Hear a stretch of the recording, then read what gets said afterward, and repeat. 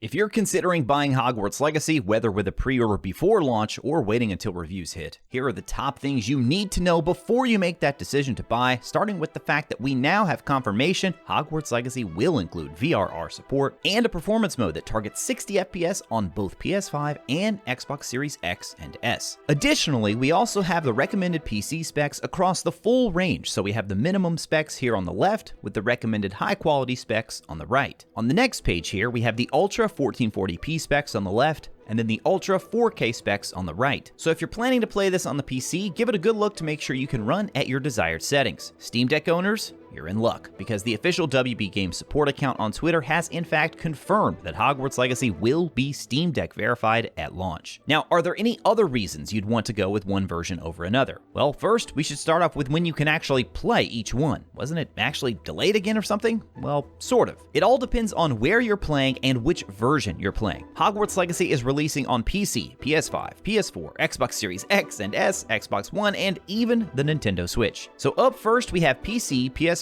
and Xbox Series X and S players. You'll get to play the standard version of the game on Friday, February 10th. This version retails for $69.99 on PS5 and Xbox, whereas PC players can get it for $10 cheaper at $59.99. However, if you want to be the absolute first in line to play, there is a version releasing on Tuesday, February 7th. That is the deluxe version of the game, again for PS5, Xbox Series X and S, and PC. This one is $10 more than the standard edition counterpart, so $79 for the consoles and $69.99 for the PC. What else are you getting in addition to that 72 hours early access? Well, the deluxe version also includes access to the Dark Arts Battle Arena, Dark Arts Cosmetic Set, and the Thestral Mount. Now, what if you want to take a wait-and-see approach and just see if those cosmetics are really worth that extra $10 when it comes to the Battle Arena and the Cosmetic Set and, of course, the Thestral Mount? Well, even if you purchase that standard edition that we talked about, you do have the option to purchase an upgrade after the fact. So you can get the game, check out reviews, and see if you actually think it's worth paying that $10 to do it, and then you can add it on after the fact if you want. We did already get a very good look at the Dark Arts Battle Arena in the most recent gameplay showcase, which you can see some of that footage here, and yet they also confirmed there are 2 more arenas that everyone will have access to. Unfortunately, we have yet to see those in action and to see how they will compare to the Dark Arts Arena. Now, oddly, the Digital Deluxe includes a single item that's not included in the physical, and that is the Dark Arts Garrison Hat. Not really sure what the deal with that is. Maybe they just want to give you a perk for going digital.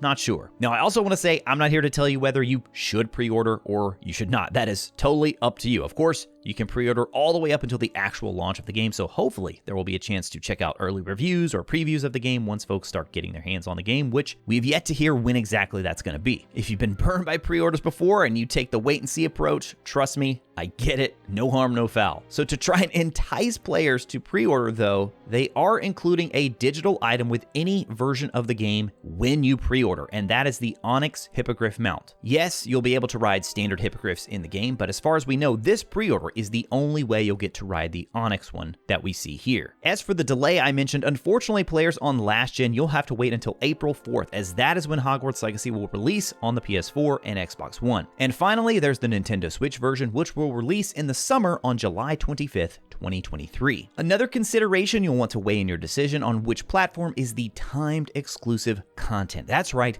Love it or hate it, both the PS4 and PS5 versions include the Haunted Hogsmeade Shop Quest, which will remain exclusive to the PlayStation platforms for a full calendar year. After that year is up, we assume that the PC, Xbox, and Switch will also get that Haunted Hogsmeade quest. Now, if you pre-order on a PlayStation platform, you'll also get the Felix Felicis potion recipe. So again, love it or hate it, just making sure you are fully informed on all the additions of the game. Now, regardless of which version you choose, you'll have a range of accessibility and difficulty options to play the game how you want to play. The difficulty options even include a story mode, which is actually a tier lower than the easy difficulty, so this will be for players who are purely there to experience the story. Now, if you are a Harry Potter super fan, Wizarding World fan, Hogwarts Legacy fan, whatever you want to call it, there are even more options for the superfans, including a 252-page art book, a strategy guide, and a collector's edition, which at most places is actually sold out now. As far as the art book goes, you can get that just about anywhere books are sold, including on Amazon. I'll throw a link down in the description below. And we recently had a sneak peek of this art book courtesy of Sci-Fi, and as a pretty diehard Potter fan myself, I have to say it is looking very impressive, even though the price tag is a little bit steep. It's like $45 last I checked, but it certainly seems like they are packing a lot of content in that art book. Remains to to be seen on the strategy guide yet. It is much cheaper than the art book, so you would assume as far as strategy guides go, you're going to get a basic strategy guide there. Now, the collector's edition, I mentioned it's sold out most places now. It was quite the disappointment for many fans, not necessarily for the items included, but really for the steep $300 price tag. If you are still interested in that one and you're looking around online to see if there's still any available, it does include everything from the Deluxe, plus a steelbook, the Kelpie Robe digital cosmetic, and a life-size plastic book with a wand that hovers above it when plugged into a power outlet. Now, additionally, for longtime fans of the series, or even people who are just discovering the world of Harry Potter, you can actually get sorted right now for the game. Some of you out there may remember the old Pottermore website. Well, now it's officially known as wizardingworld.com, and you can set up a free account today and then link it to your WB Games account. Even better and even easier if you already have an account over there. So what's the benefit here of linking these two accounts? Well, you'll have a head start on the sorting and wand ceremonies because both your house and wand type will be brought over from the Wizarding World site into Hogwarts Legacy. That's right, if you've taken the quiz before, it'll all link up nicely. If you've never taken the quiz, you can go on, sign up, take it for free, and link your account. The key, of course, is that WB Games account. So when you boot up Hogwarts Legacy for the first time, you're going to log in with that account and then have the option